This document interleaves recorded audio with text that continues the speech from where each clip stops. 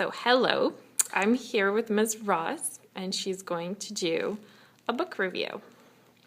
All right, Ms. Ross, give us a brief summary of the book you chose. The book I chose was Mortal Engines by Philip Reeve. It is the first book in a quartet, and it was published in 2001. It is from a genre called steampunk, which is kind of a really cool mixed up genre, which is kind of historical fiction and kind of strange machinations and machines and stuff like that. So it's like history with science fiction at the same time. And it's a really cool hybrid. So that's why I picked it, because I wanted to read something that I don't normally read, and so I picked this. This is Steampunk, Mortal Engines, and it's set in the very distant future.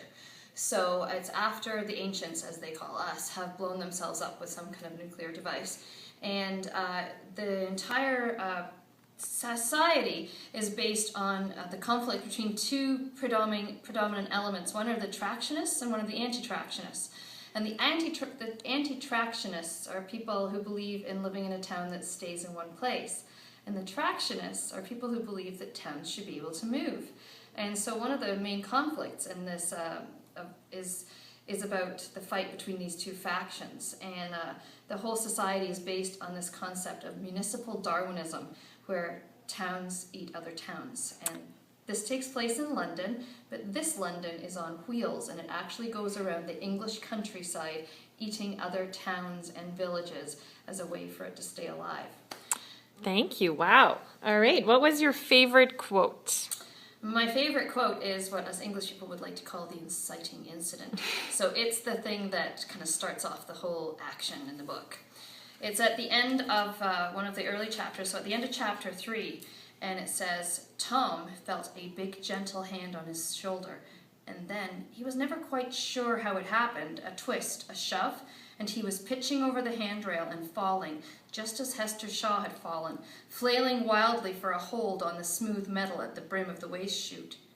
He pushed me, he thought, and it was more amazement that he felt than fear as the black throat swallowed him down into the dark.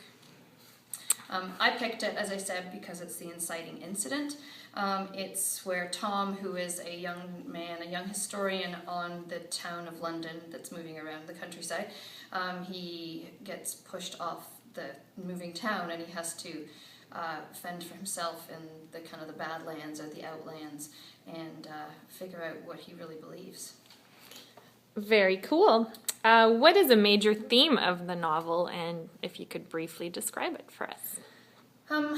I think one of the really big themes in this novel, it's a traditional one throughout a lot of literature, and it's the appearance versus reality theme, the theme where things are not always as they appear to be. So the person that Tom thinks is his hero, the person that he has quite literally molded his life around, turns out not to be so heroic. The whole concept of, so he's a pro-tractionist. He believes in the cities that eat other cities, and he has to question that too. So everything he thinks he has believed up until this point of his life, he has to change, or at least question and reevaluate.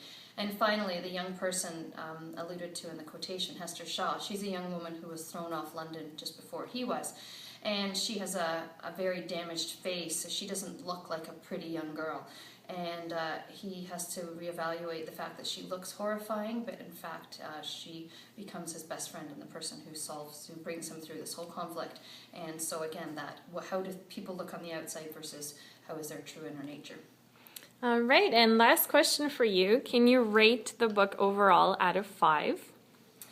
I really enjoyed it. I thought there was lots and lots of action, and it was a really interesting take on the whole steampunk genre and kind of what could happen to our world. So if I were rating it out of 5, I think I'd probably give it a solid 4, because I enjoyed it and I really liked it, and I've certainly considered reading the next books in this series.